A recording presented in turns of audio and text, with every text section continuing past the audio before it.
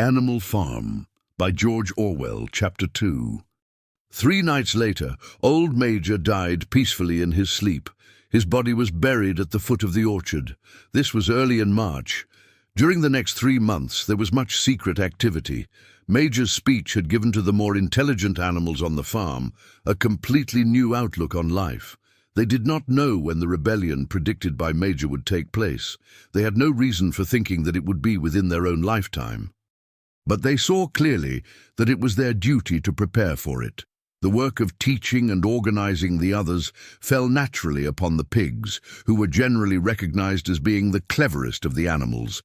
Preeminent among the pigs were 2 young boars named Snowball and Napoleon, whom Mr. Jones was breeding up for sale. Napoleon was a large, rather fierce-looking Berkshire boar, the only Berkshire on the farm, not much of a talker, but with a reputation for getting his own way.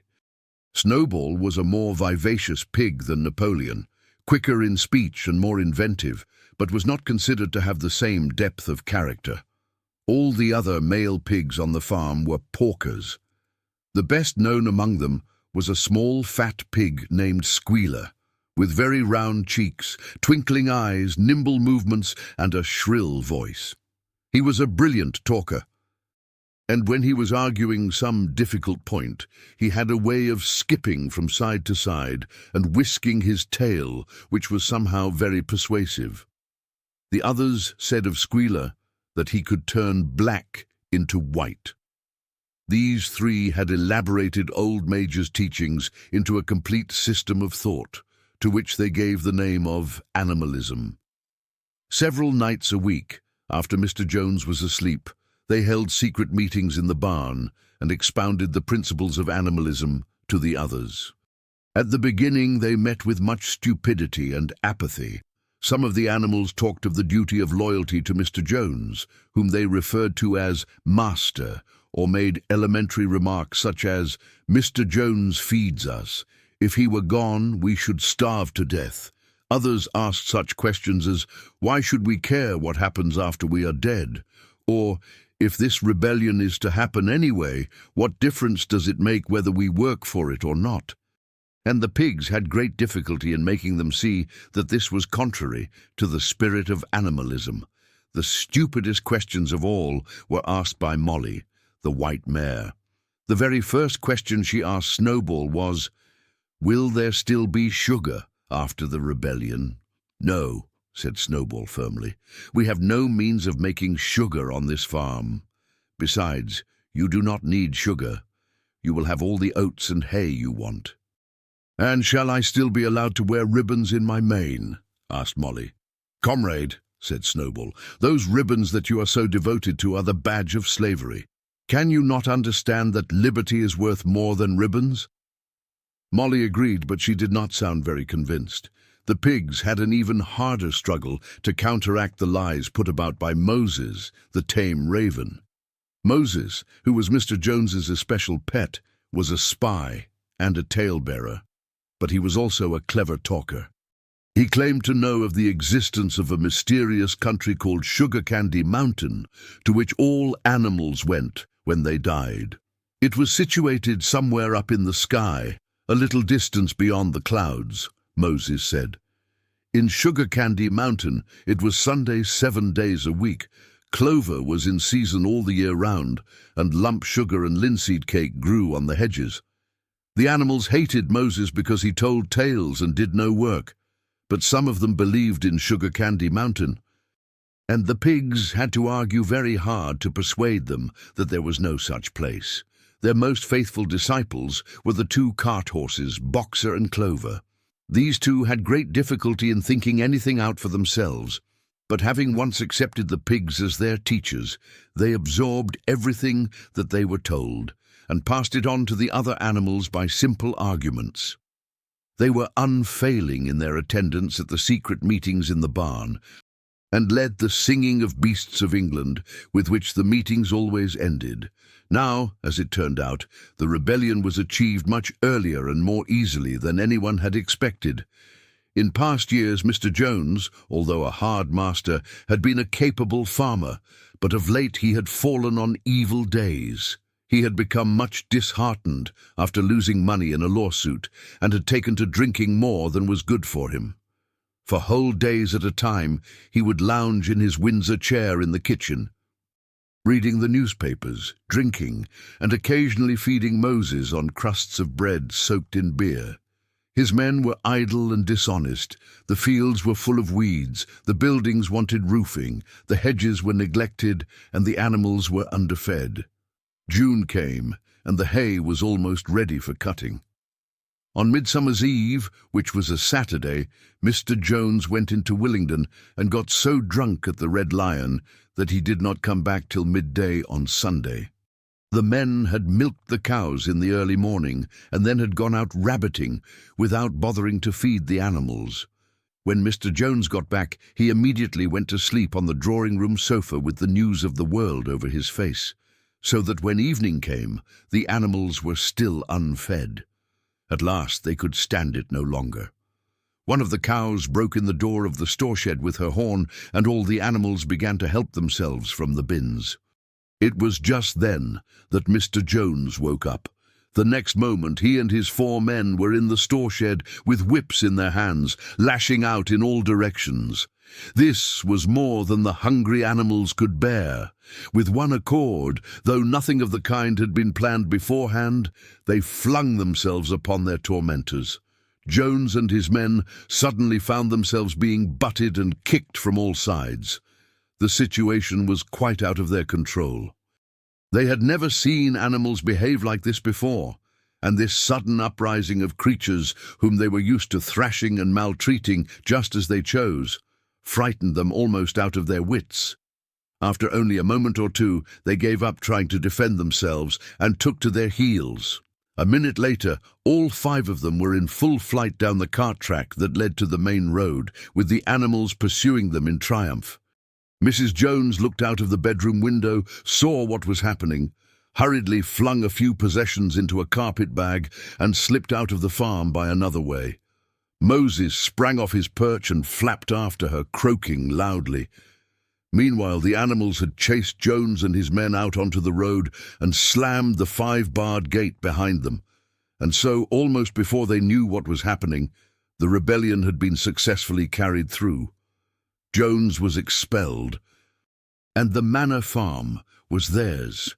For the first few minutes, the animals could hardly believe in their good fortune. Their first act was to gallop in a body right round the boundaries of the farm, as though to make quite sure that no human being was hiding anywhere upon it. Then they raced back to the farm buildings to wipe out the last traces of Jones's hated reign.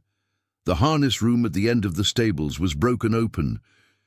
The bits, the nose rings, the dog chains, the cruel knives with which Mr. Jones had been used to castrate the pigs and lambs, were all flung down the well. The reins, the halters, the blinkers, the degrading nose bags were thrown onto the rubbish fire which was burning in the yard. So were the whips. All the animals capered with joy when they saw the whips going up in flames. Snowball also threw onto the fire the ribbons with which the horses' manes and tails had usually been decorated on market days. Ribbons, he said, should be considered as clothes, which are the mark of a human being. All animals should go naked. When Boxer heard this, he fetched the small straw hat which he wore in summer to keep the flies out of his ears and flung it onto the fire with the rest. In a very little while, the animals had destroyed everything that reminded them of Mr. Jones. Napoleon then led them back to the store shed and served out a double ration of corn to everybody, with 2 biscuits for each dog. Then they sang Beasts of England from end to end 7 times running, and after that they settled down for the night and slept as they had never slept before. But they woke at dawn as usual, and suddenly remembering the glorious thing that had happened, they all raced out into the pasture together. A little way down the pasture there was a knoll that commanded a view of most of the farm. The animals rushed to the top of it and gazed round them in the clear morning light. Yes, it was theirs. Everything that they could see was theirs. In the ecstasy of that thought, they gambolled round and round, They hurled themselves into the air in great leaps of excitement. They rolled in the dew, they cropped mouthfuls of the sweet summer grass, they kicked up clods of the black earth and snuffed its rich scent. Then they made a tour of inspection of the whole farm and surveyed with speechless admiration the ploughland, the hayfield, the orchard, the pool, the spinney. It was as though they had never seen these things before, and even now they could hardly believe that it was all their own. Then they filed back to the farm buildings and halted in silence outside the door of the farmhouse. That was theirs too, but they were frightened to go inside. After a moment, however, Snowball and Napoleon butted the door open with their shoulders, and the animals entered in single file, walking with the utmost care for fear of disturbing anything. They tiptoed from room to room, afraid to speak above a whisper and gazing with a kind of awe at the unbelievable luxury. At the beds with their feather mattresses, the looking-glasses, the horsehair sofa, the Brussels carpet, the lithograph of Queen Victoria over the drawing-room mantelpiece. They were lost coming down the stairs when Molly was discovered to be missing. Going back, the others found that she had remained behind in the best bedroom. She had taken a piece of blue ribbon from Mrs. Jones's dressing table and was holding it against her shoulder and admiring herself in the glass in a very foolish manner.